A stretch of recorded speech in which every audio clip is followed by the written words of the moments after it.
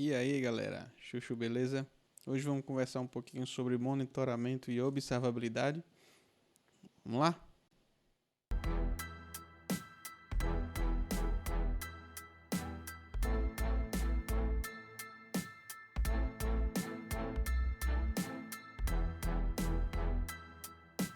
Bom, galera, eu tava aqui pensando como é que danado eu vou trazer esse conteúdo de forma nova, né? Trazer diferente do que quando a gente procura sobre esse tema na internet, que geralmente a gente encontra.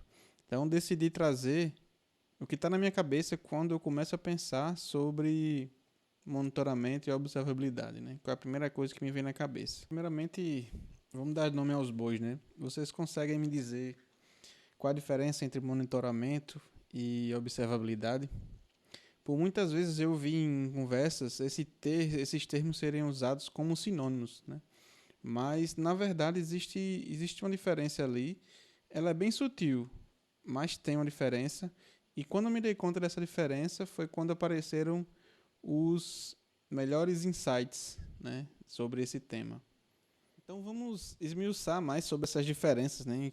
Começando então, o que é monitoramento? Monitoramento, como o nome já diz, é um arcabouço que te permite monitorar a saúde do sistema. Existem várias ferramentas no mercado para isso, como o Datadog, o Prometheus com Grafana, ou a stack do Elasticsearch com Elasticsearch, Logstash e Kibana. Mas eu não vou me ater a nenhuma dessas ferramentas para esse vídeo. Afinal de contas, nenhuma delas está patrocinando esse vídeo. Por falar nisso, o meu contato está aqui na descrição. Qualquer coisa, paga nós que eu vou e falo bem direitinho o que vocês quiserem que eu comente sobre cada ferramenta dessa. Aí a gente pode conversar. Mas beleza, deixando esse papel de jabá de lado. Mas por que eu não vou me ater a nenhuma delas? Para esse vídeo não faz tanto sentido porque elas ferem o que está no próximo tópico, que é a observabilidade. Nenhuma delas vende observabilidade, né? Aí começa a entrar em conflito, a gente fica confuso. Mas por que você está me dizendo isso? Nenhuma delas vende observabilidade, elas vendem monitoramento. Aí você vai perceber a diferença agora entre monitoramento e observabilidade. A observabilidade ela está na capacidade do sistema ele ser observado, do sistema ele ser monitorado, né? Então é por isso que eu digo que nenhuma dessas ferramentas ela vende observabilidade. Elas até têm alguns agents que vão lá, você instala nativo, é facinho, você instala alguns agents na máquina, no servidor onde está a tua aplicação e já vai ter uma porrada de informação na interface. Já vai estar disponível em questão de meia hora, você consegue montar dashboards e você consegue monitorar o seu sistema. Mas por que ele consegue fazer isso? Né? Porque a maioria desses agents é voltado para o sistema operacional.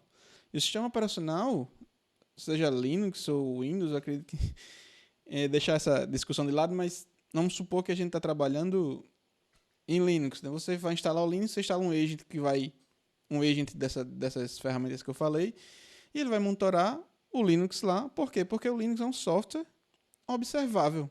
Ele tem o conceito de observabilidade. O agent, nada mais do que ele vai fazer é coletar métricas que estão disponíveis nesse sistema e vai plotar gráficos e vai montar esses dashboards ao poder de um clique, né?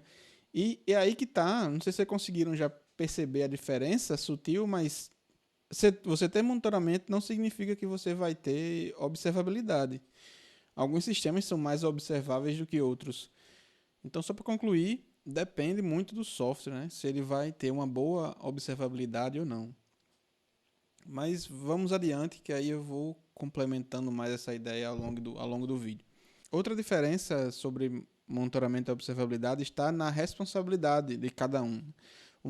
O monitoramento ele é responsável por te dizer o que está errado, o que está quebrado naquele momento que você está olhando.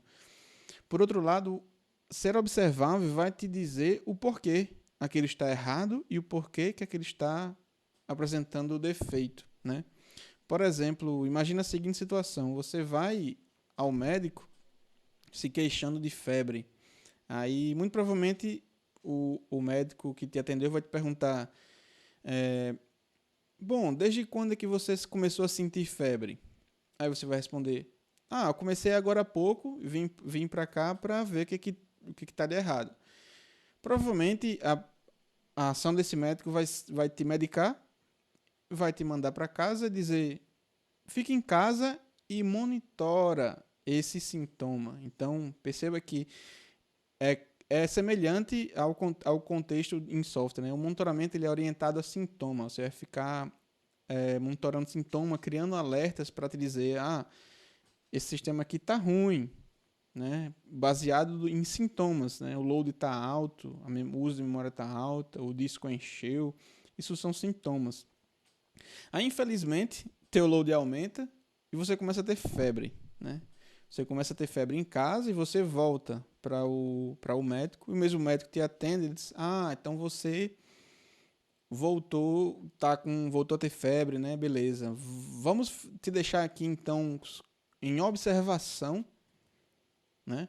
Enquanto a gente coleta alguns exames, vou te deixar em observação e a gente vai ver o que está acontecendo. Então veja que nesse momento agora, ele está precisando que seu corpo seja observado, que você tenha observabilidade, né? E do jeito como eles conseguem fazer isso, é fazer um exame, por exemplo, um exame de sangue, para ver se você está com alguma infecção, né? Vai começar a olhar internamente para o seu sistema imunológico, seu sistema biológico, para saber se você está com alguma infecção, qual é a origem dessa febre. Então, é outra forma de encarar a diferença entre monitoramento e observabilidade.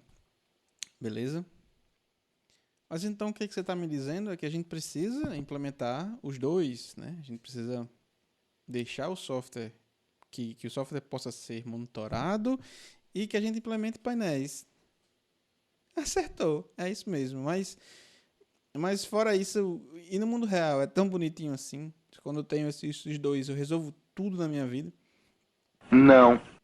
Na verdade, né, na prática, o que você vai ver, que você vai se dar conta que nenhum software ele é plenamente observável, né? Então é uma questão de manutenção. A gente faz uma primeira versão de um software, ele tem determinadas features, a infraestrutura que esse software trabalha, ele foi pensado para trabalhar de uma forma, então existem um set de métricas e com essas métricas você consegue montar um set de dashboards e de alertas, né, relacionados com aquele set de métricas. Mas o software ele evolui. E o software evoluindo, ele vai perder essa observabilidade dele ao tempo, se isso não for mantido. A infraestrutura vai mudar, as APIs internas vão mudar, o jeito com que ele conversa com o mundo exterior vai mudar. Então, é necessário que seja um trabalho de manutenção, né? Sempre você vai ter que estar garantindo que teu software esteja em dia com a parte de monitoramento e observação, né? Isso é o papel do DevOps, do SRE, né? Quando eu falo de DevOps, eu não estou me referindo a time A, time B, né? O DevOps, né? O conceito da cultura DevOps, né? Independente de onde está a pessoa que pratica essa cultura no seu time, se é no time de operações, se é no time de produto, né? Então, na verdade, e tem que existir um balanço entre dev e ops para garantir essas duas combinações, né? O dev, que é o time de produto, ele vai ter que deixar métricas, deixar rastro, melhorar os logs, né? Deixar sempre disponível informações sobre o que está passando internamente no sistema. Enquanto o time de ops, né, de produção, ele vai pegar essas métricas e sempre atualizar os dashboards. Por exemplo, o footprint de memória de um serviço, ele vai eventualmente mudar, né? O tempo passa, mais features vão entrando, o software vai consumindo mais RAM. Aí você tinha um gráfico e um alerta para um determinado nível de RAM que era aceitável para o seu sistema. Então, vamos supor que se ele passar de 500 MB de RAM, está errado, isso 2 anos atrás, mas o software mudou. Então, os alertas ele começam a perder sentido. Sempre está sendo avaliado, né? Sempre está sendo ponderado o que faz sentido para o contexto atual. E aí entra o conceito de contexto de software. A gente tem que entender o contexto atual do que a gente está trabalhando, o que a gente está na mão. Então, é sempre olhar com critério e decidir quais são as melhores políticas de monitoramento e de observabilidade para aquele contexto que você está trabalhando. Então, dito isso, você vai me perguntar, beleza, implementei tudo. O que é que eu ganho? Quais vão ser meus ganhos ao implementar tudo isso? Como é que eu convenço lá no meu time que eu tenho que trazer, que eu tenho que me preocupar com isso? O que é que eu vou ganhar? Então, eu vou começar respondendo pelo que você não vai ganhar. É melhor responder a pergunta ao contrário, né?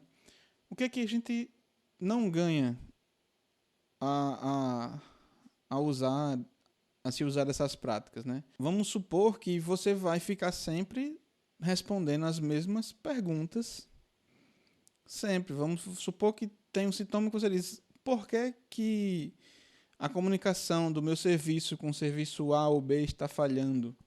Por que meu relatório está demorando mais do que o normal para ser gerado? Por que minha interface web está fora do ar? Então você vai ficar respondendo essas mesmas perguntas todas as vezes que elas surgirem. De que forma você vai fazer isso? Você vai logar no servidor, vai passar 3 horas aprimorando o seu uso de grep, aprendendo todos os parâmetros possíveis que um grep vai te dar, porque você vai ter só o log, às vezes você vai ter só o log do que você está debugando. Então você vai ficar lá lendo 2 GB de log, tentando responder as mesmas perguntas para os mesmos sintomas todas as vezes. Às vezes são respostas diferentes, às vezes você vai se dar conta que você perdeu 3 horas para responder um problema que você resolveu 3 meses atrás da mesma forma, né?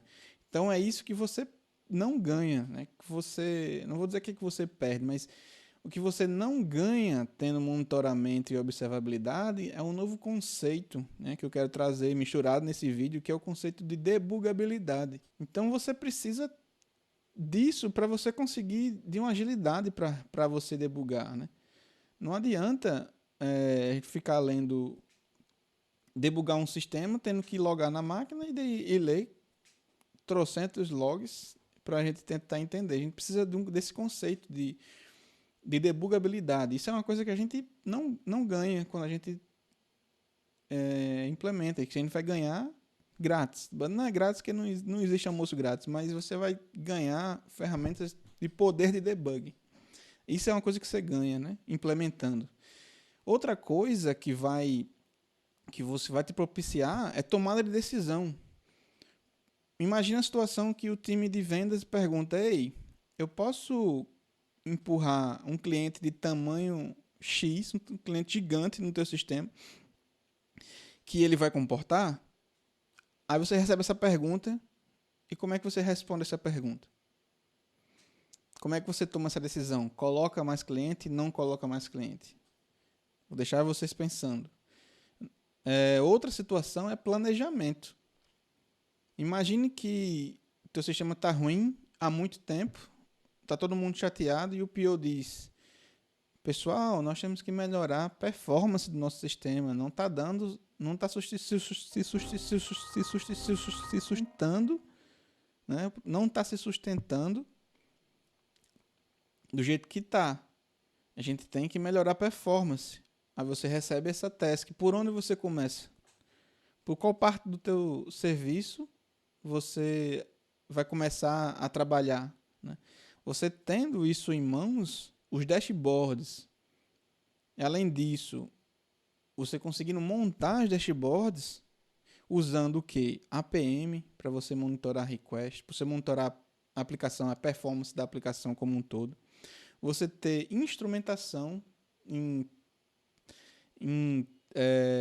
diversas partes do código, você fazer tracing, você ter um sistema de log eficiente, onde o seu log não tenha muito lixo, seja fácil de ler, para você usar isso numa ferramenta de agregação de log, como o Logstash, ou o lock do Grafana, entendeu? Tem que investir nisso, você tem que ter isso para você conseguir responder essas perguntas. O que está quebrado, por que está quebrado, eu consigo escalar, qual a parte do sistema que eu preciso melhorar, essas tomadas de decisões, esses planejamentos, tudo vão sair, né, dessa caixinha que a gente consegue depois que a gente entende, começa a entender um pouco essa diferença. Então é isso, né? Esse foi o vídeo, foi uma forma de eu conseguir trazer essa minha preocupação em ter monitoramento e observabilidade, sem a gente estar comentando sobre código, sem a gente estar comentando detalhes de ferramentas, porque isso não importa. Você vai programar, eu posso começar daqui 1000 exemplos de Python, 1000 exemplos de Elixir, mas daqui a pouco você vai estar trabalhando em Java, em Ruby. Isso realmente não vai importar você saber. O que vai importar depois é você entender o conceito, qual software você está trabalhando, para você entender como fazer, né, monitoramento, como você vai praticar isso em determinado nicho. Mas depois você escolhe qual software você está, depois você escolhe qual a ferramenta que você vai na internet, seja ela open source, seja paga, dependendo de quanto dinheiro você tem. Mas o conceito em si, do que isso traz, né, das minúcias, foi a minha preocupação em trazer esse conteúdo dessa forma, né? Então é isso, eu vou parando por aqui antes que eu fique me prolongando muito. E agora eu tenho que correr, porque a comida está no fogo, né? E pelo jeito que tá, pelo cheiro, se eu não ficar lá observando, vai queimar. Valeu!